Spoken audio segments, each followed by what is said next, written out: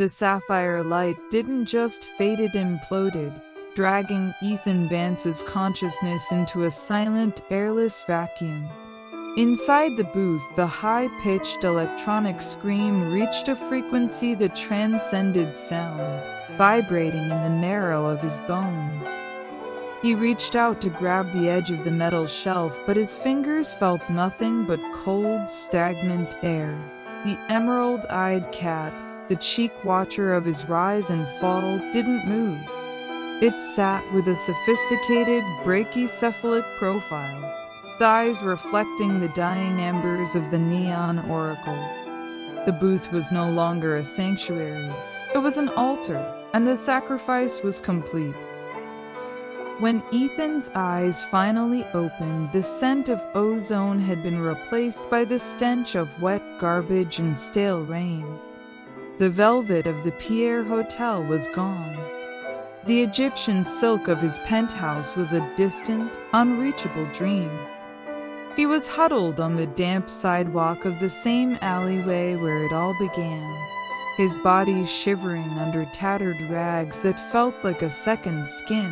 His hands, once manicured and steady, were back to being skeletal and stained with the grime of the city. He reached into his pocket, hoping against hope to find a golden watch or a heavy coin, but his fingers only brushed against a hard, dry crust of bread. The realization hit him like a physical blow. The vision he had seen through the glass in Part 3, the tomorrow where he was a beggar again, had become his today. He had consumed his own future so greedily that there was nothing left but this hollow, repetitive present. The booth stood a few feet away, its glass panels cracked and silent, looking like a discarded relic of a forgotten era. It was just a phone booth again. No neon tickers, no sapphire light, just rust and the smell of neglect. Then a sound cut through the rhythmic patter of the rain, the smooth, rhythmic purr of a high-end engine. A blacked-out limousine, identical to the one Ethan had owned only hours ago in his mind, glided to a halt at the mouth of the alley. The door opened, and a pair of polished Italian leather shoes stepped onto the gravel. A man emerged, tall, confident, and dressed in a bespoke charcoal suit that radiated power. Ethan stared, his breath hitching. The man looked exactly like the King of Wall Street Ethan used to be. As the stranger approached the booth, a woman stepped out from the passenger side. It was Isabella. She looked radiant, her silk scarf fluttering in the breeze. She looked directly at Ethan, but her eyes held no recognition, no spark of the love they had supposedly shared. To her, he was just another shadow in the corner of a dying city. She placed a hand on the stranger's arm, a gesture of intimate support that felt like a knife in Ethan's ribs. "Is this the place?" she whispered, her voice a melody Ethan had forgotten he knew. "The place where you saw it all?"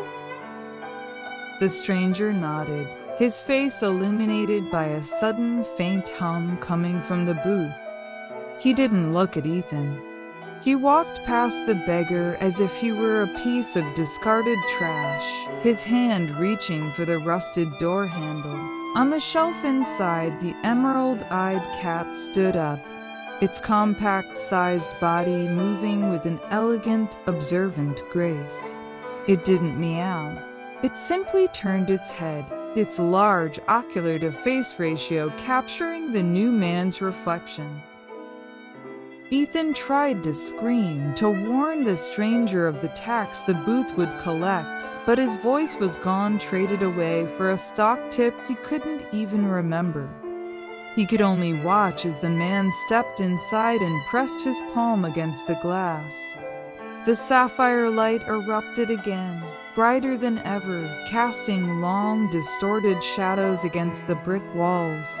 The man's eyes widened in awe, the neon tickers reflecting in his pupils just as they once had in Ethan's. In that moment of blinding clarity, Ethan understood the true nature of the 24-hour booth.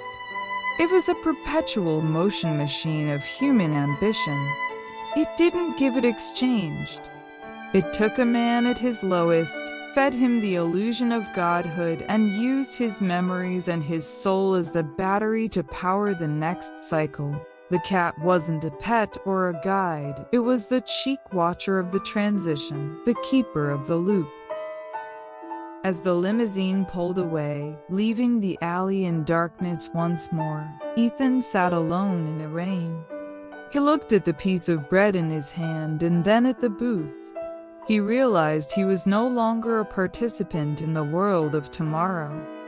He was a residual image, a ghost left behind by a machine that had moved on to a fresher source of energy. He began to eat the bread, the taste of it grounding him in a reality that held no future. He was finally free from the burden of knowing what would happen next, but the cost was that nothing would ever happen again. The booth stood silent in the shadows, its glass reflecting nothing but the dark, empty street, waiting for the next king to fall.